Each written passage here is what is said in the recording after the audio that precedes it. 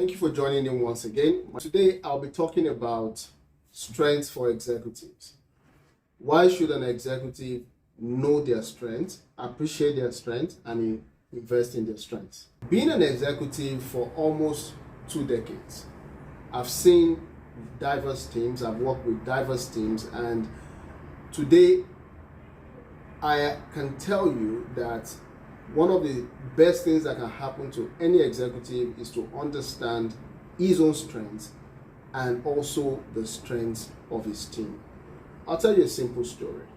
Some time ago, I found out that I love reading. Yeah, and because I loved reading, I would always, share books to my team members. You have to read this book. I've seen this book. I love this book. You need to read this. You need to do that. But that's me. That's what I love doing. Did I ever ask them, do you love reading? Did I ever ask them, how best do you read? Or how best do you learn? I didn't.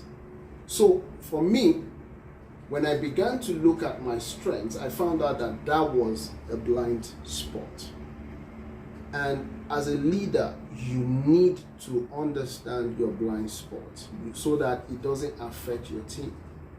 In understanding this blind spot, I now found out that my team members, some of them don't like reading. Rather, they will prefer to watch a video, listen to a podcast, and they can still get the same message that I'm trying to pass across.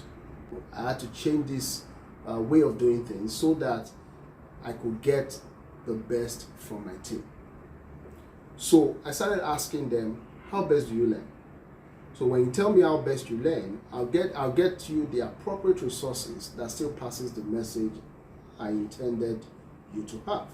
As an executive, it's very important that you identify your strengths, understand your strengths, and invest in your strength.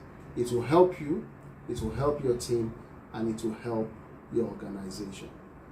Thank you once again for listening today. Have a strength-filled day.